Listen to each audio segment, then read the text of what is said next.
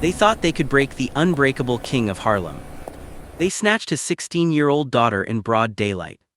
They made one fatal mistake. They underestimated what a father would do for his child.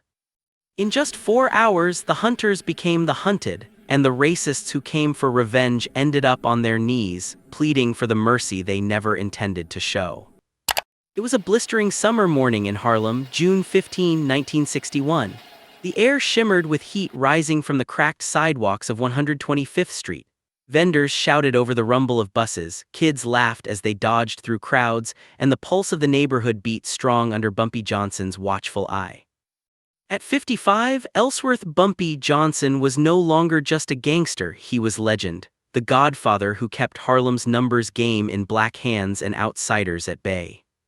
Here are timeless portraits of the man who ruled Harlem with iron will and quiet fury. These gritty, vibrant Harlem streets from the early 1960s were the kingdom he protected, alive, dangerous, and fiercely his. Bumpy sat in his usual booth at Wells' restaurant, black coffee steaming, newspaper spread before him. His youngest daughter, Ruthie, bright-eyed, quick-witted, just turned 16, kissed his cheek before heading out. "Just grabbing a few things for Mama," she said, her sundress fluttering as she stepped into the sunlight. She never noticed the dark sedan idling across the street, its windows tinted, its occupants watching with cold intent. At 8:04 a.m., the phone rang in Bumpy's brownstone. A voice thick with southern venom snarled through the line. "We got your little girl, Johnson. You ain't king of nothing up here. 50 grand, no cops, or she pays for every sin you ever committed." The line clicked dead. Mame, Bumpy's wife, froze in the doorway, clutching Ruthie's school photo, tears already falling. Bumpy set the receiver down gently. His face betrayed nothing, but the room felt 20 degrees colder. Word spread like wildfire through Harlem's underground network, moving faster than any police siren or newspaper headline ever could. In the dim glow of barbershops where clippers hummed over low conversations, in the smoky haze of pool halls where cues cracked against balls like gunshots, and even in the hushed pews of churches where Sunday sermons still echoed with calls for justice, every corner of the community owed Bumpy Johnson something. A favor repaid, a debt forgiven, a quiet protection extended when no one else would step in.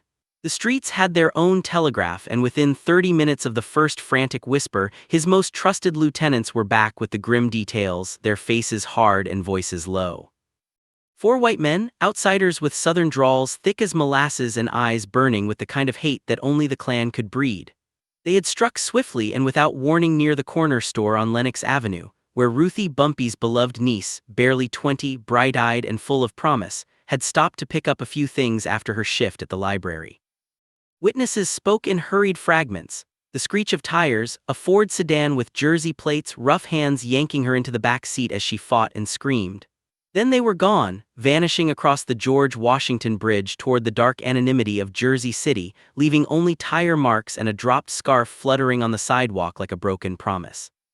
Bumpy stood motionless in the back room of his favorite speakeasy, the air thick with cigarette smoke and the metallic tang of fear. His jaw tightened, the scar along his cheek twitching as rage coiled inside him like a spring. He didn't shout or pace, that wasn't his way. Instead, he made one quiet call to an old Italian contact from the Luciano days, a man who had lost family to the Klan's firebombs down south and harbored a hatred for hooded cowards that rivaled even Bumpy's own. "No please, no explanations, just a few clipped words. They took one of mine, I need eyes on the Jersey side." The line went dead with a promise of support.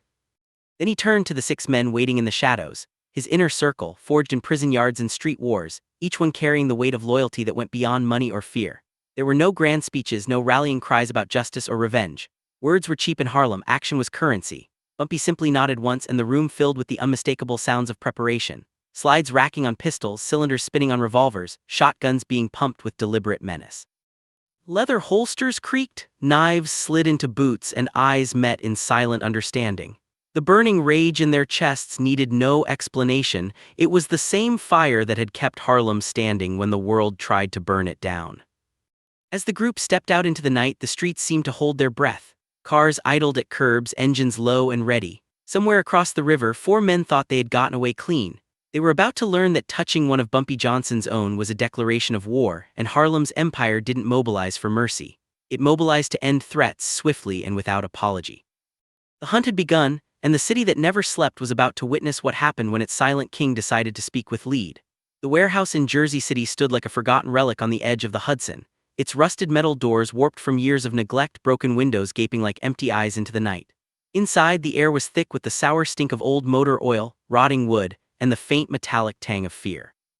Ruthie sat bound to a rickety wooden chair in the center of the cavernous space, her wrists raw from the coarse rope, but her chin remained defiantly high.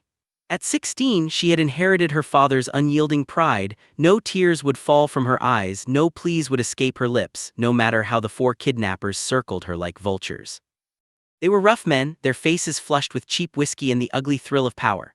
White men who had crossed the river from their own territories, drawn by resentment and the belief that they could put the uppity Negro in his place by striking at Bumpy Johnson where it hurt most, his family. One of them, a burly brute with a scarred cheek, laughed low and cruel as he leaned in close. "Your old man's gonna learn tonight, girl. Harlem ain't his kingdom no more."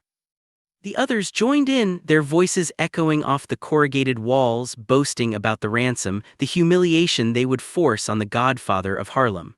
They never heard the low growl of the black Cadillac as it screeched to a halt outside, tires biting into the gravel like teeth.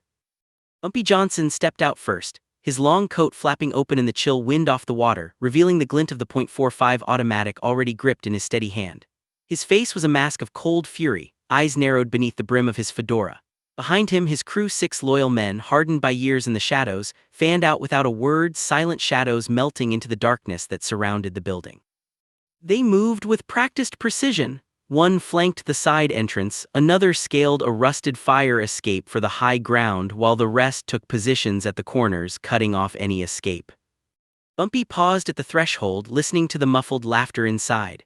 His daughter was in there, Ruthie, the light of his world, the one piece of innocence he had fought to protect amid the blood and hustle of Harlem. The thought ignited something primal in him, a storm that had been building since the call came hours earlier. He had crossed the river before, but never like this. Tonight, the storm would break.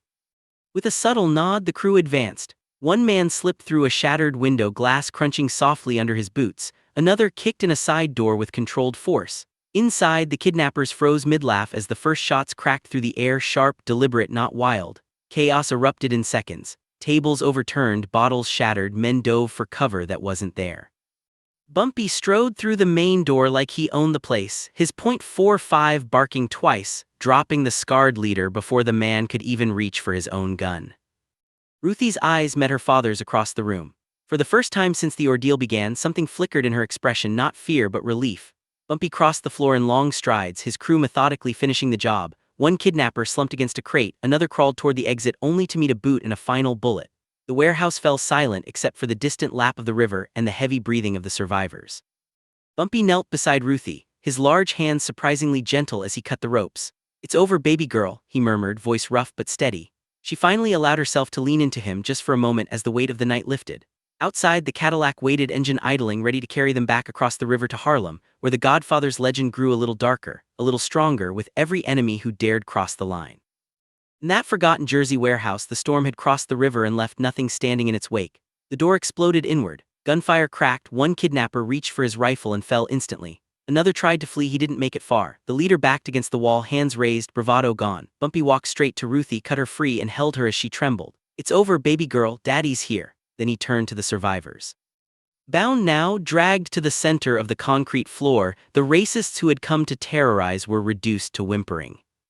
These haunting images show men broken, pleading, their arrogance shattered in the face of true power. Bumpy didn't kill them, he left them alive, battered, bloodied, marked with warnings carved into their fear. "Tell everyone," he said, voice low and final, "touch my family again and next time there won't be mercy." He drove Ruthie home in his black Cadillac, the city lights streaking past like falling stars.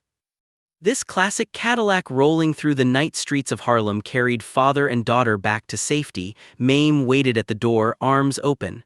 That night, Harlem breathed easier. The message crossed state lines, etched in terror: "You don't take from Bumpy Johnson. Harlem takes everything from you." And the legend grew, one more unbreakable chapter in the life of the Godfather.